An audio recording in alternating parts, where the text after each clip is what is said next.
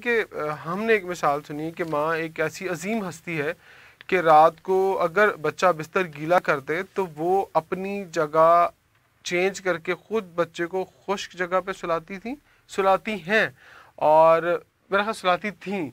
और आज की माएँ अगर देखें तो उन्हें तो जैसे बच्चा पैदा होता है तो उन्हें एक ऐसी सहूलत मैसर है डायपर्स की सूरत में कि वो 0 नंबर तक का डायपर उन्हें मिल रहा है और पैदा होते उसे पहना देती है और फिर तो ना कोई खुश्क वाला हिस्सा है ना कोई गीले वाला हिस्सा।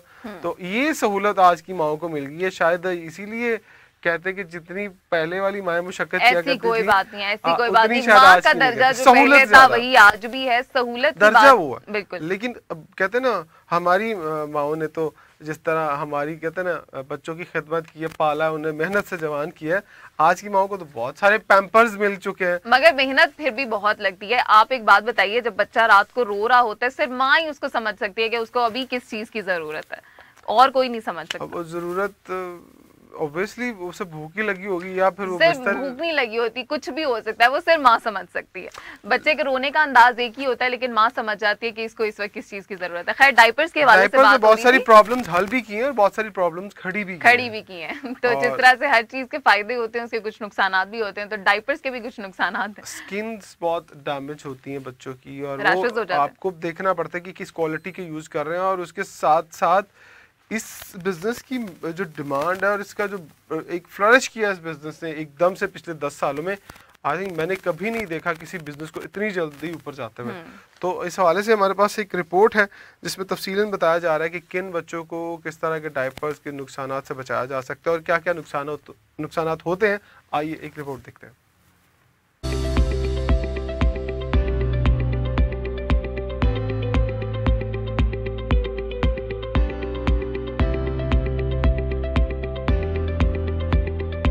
हाल ही में डायपर्स पर रिसर्च की है जिसमें उन्होंने बताया कि बच्चों के डायपर्स में खतरनाक जहरीले केमिकल्स मौजूद होते हैं। नई दिल्ली के एक इदारे टॉक्सिक लिंक की जानिब से डायपर्स पर एक रिसर्च की गई है। इस रिसर्च के कोऑर्डिनेटर अलका डुबे का कहना है कि उन्होंने मार्केट से 20 मुख्तलिफ तरह के डायपर्स खरीदे और इस पर उनकी टीम ने रिसर्च की। तमाम ही डायपर्स में एक जहरीला केमिकल फ्लूइड्स पाया गया है। डायपर्स में 2.36 से 264.94% की मिकदार में ये केमिकल मौजूद होता है। ये बात जहन में रखें कि फ्लूइड्स के इस्तेमाल पर कई ममालिक में पाबंदी है और बच्चों की कई प्रोडक्ट्स में इसे अब इस्तेमाल नहीं किया जाता क्योंकि ये उनके लिए खतरनाक होता है। इस पाबंदी के बावजूद भी ये केमिकल डायपर्स में इस्तेमाल किया जा रहा है जिसकी वजह से बच्चों को कई बीमारियों का सामना करना पड़ सकता है। रिसर्चर का कहना है कि गुज़श्ता 2 दहाइयों के दौरान बच्चों की प्रोडक्ट्स में मुख्तलिफ केमिकल्स इस्तेमाल किए जाने की बातें सामने आती रही हैं, जिन पर रिसर्च की जाती रही है। उनकी रिसर्च भी इसकी एक कड़ी है। इससे कबल भी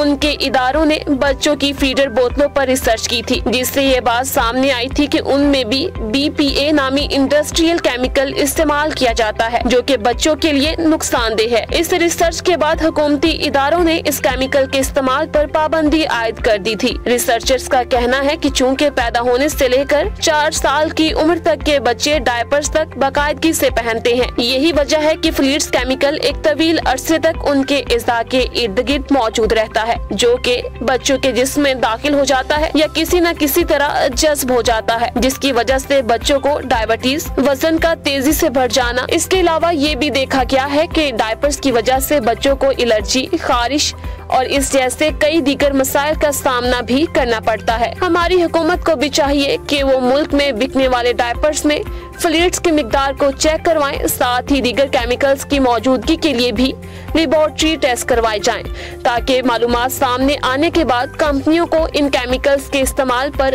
रोका जा सके।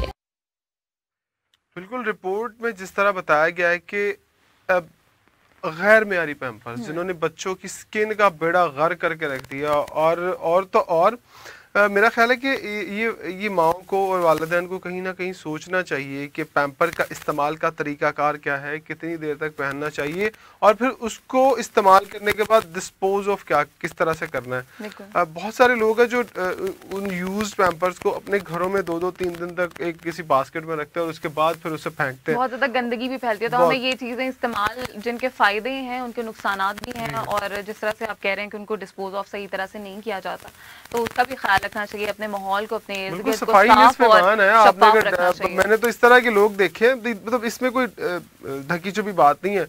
ये लोगों को अगर हम समझा सकें कि अगर आपने पैम्पर्स यूज किए बच्चे को, तो ये गलियों में खुलेआम पड़े रहते हैं और उससे मुख्तलिफ बीमारियां, ताफन फैलता है, और उन चीजों का ख्याल हमें रखना चाहिए। बिल्कुल साफ और शफाफ रखने की बात हो रही है, तो अभी प्रोग्राम का इख्तिताम भी हुआ चाहता है, तो आखिर में जो अच्छी बात आपके लिए आज हम लेके आए हैं वो ये है कि अपनी सोच को बारिश के कतरों की तरह शफाफ रखें, क्योंकि जिस तरह से कतरों से दरिया बनता है, उसी तरह सोच से ईमान बनता है। बिल्कुल, ये एक कॉल है मौला अली का। जी बिल्कुल। उनका कहना है कि इस तरह से उन्होंने फरमाया, और हमेशा से वो अच्छी बात ही फरमाते हैं, और हमें कोई ना कोई नसीहत जरूर मिलती है उनकी बात से। बिल्कुल जी, ये मौला अली अलैहिस्सलाम का फरमान मुबारक था, और इसी से आज के प्रोग्राम का हम इख्तिताम भी करेंगे।